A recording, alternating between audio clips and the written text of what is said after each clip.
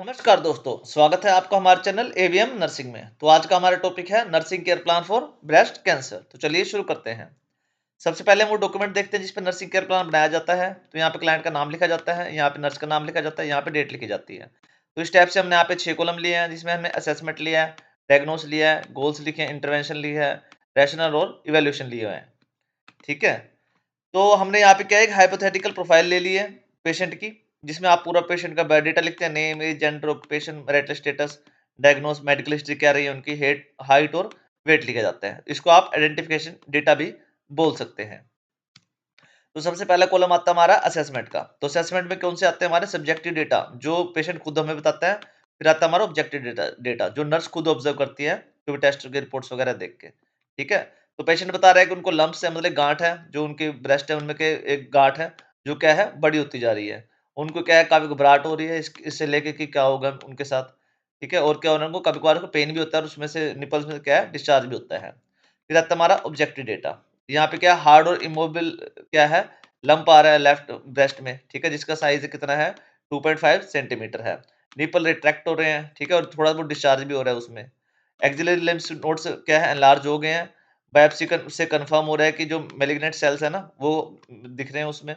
पेल और anxious appearance है patient की। उसके बाद आते हैं हमारे नर्सिंग डायग्नोसिस। नर्सिंग डायग्नोसिस में क्या आ रहा है हमारा कि पेशेंट को पेन हो रहा है वहाँ पे, क्योंकि जो ट्यूमर का प्रेशर बढ़ रहा है ना और पोस्ट ऑपरेटिव कंडीशंस है, उनके वजह से पेशेंट को क्या हो रहा है, यहाँ पे पेन हो रहा है काफ़ी। और क्या है, जो बॉडी की जो इमेज है वो डिस्टर्ब हो रही है। ठीक है? पेशेंट की, क्योंकि जो सर्जिकल रिमूवल हुआ है ब्रेस्ट का, ठीक है, मेस्टोकॉमी कॉमी हुई है, उसकी वजह से पेशेंट की जो बॉडी इमेज क्या है वो डिस्टर्ब सी हो गई है। एंग्जायटी हो रही है पेशेंट को, फियर हो रहा है डिसीज को लेके कि उसकी आउटकम क्या रहेगी, और जो बॉडी की इमेज अल्टर्ड होगी उससे उसको भी लेके वो काफ़ी एंग्जायटी हो रही है पेशेंट को।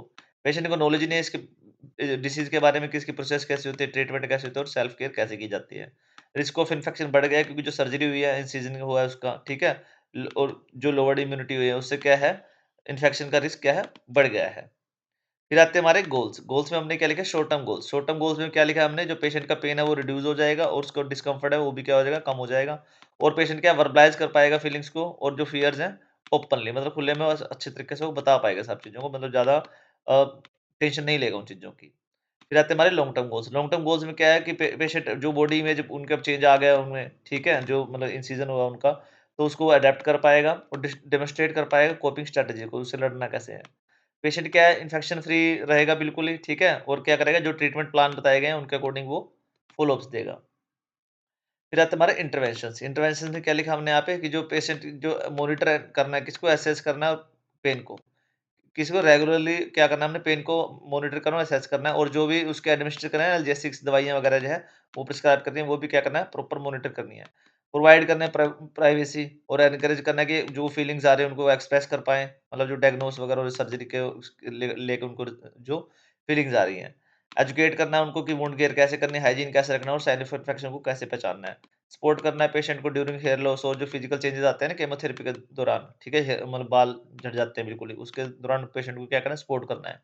एनकरेज करना है पेशेंट को कि वो प्रोस्थेसिस का यूज़ करें, और जो रिकंस्ट्रक्शन ऑप्शंस है मेस्टोटोमी के दौरान उनका क्या करें, वो यूज़ करें। एजुकेट करना है पेशेंट को न्यूट्रिशन के लिए, नेट रेस्ट के लिए और importance of follow up visits के लिए, कि फॉलो अप विजिट्स उनके लिए बहुत ज़्यादा ज़रूरी है।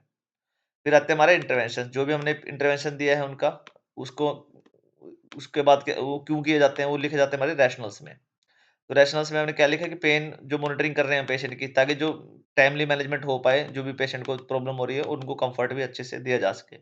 इमोशनल सपोर्ट दे रहे हैं पेशेंट को, ताकि उनका फियर है वो कम हो सके, और जो मेंटल वेलबींग है उनकी वो क्या उसके प्रमोट हो सके। हाइजीन दे रहे हैं और वुड केयर दे रहे हैं पेशेंट को, ताकि इन्फेक्शन ना हो पेशेंट को, और जो उनकी हीलिंग है वो प्रमोट हो सके। डिस्कशन कर रहे हो उनके अपीयरेंस से लेके, ताकि उनको एक्सेप्टेंस आए चीज़ अपनी जो बॉडी इमेज बन गई है, ठीक है? और जो कॉन्फिडेंस भी आए उनको अपने आप में, ठीक है? प्रॉपर न्यूट्रिशन दे रहे हैं और फ़ॉलो-अप्स के लिए बोल रहे हैं, ताकि उनकी रिकवरी अच्छी तरह से हो पाए, और जो रिकरेंस का रिस्क है ना वो भी ना हो पाए, मतलब बार-बार नई चीज़ें उनको फेस ना करनी पड़े।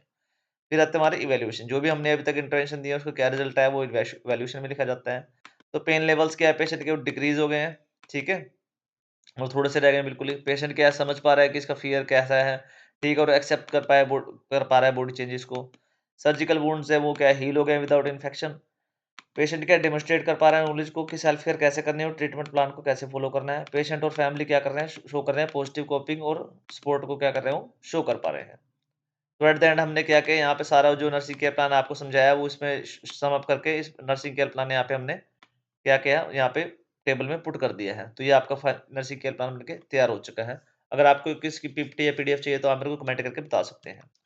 तो ओके बच्चों, thanks for watching. Please like share and subscribe ABM nursing. अगर आपको टॉपिक में कोई डाउट होता है प्लीज कमेंट करके पूछें। किसी और टॉपिक पे आपको एनसीपी बनवाना तो वो भी आप कमेंट करके पूछ सकते हैं। थैंक यू बच्चों।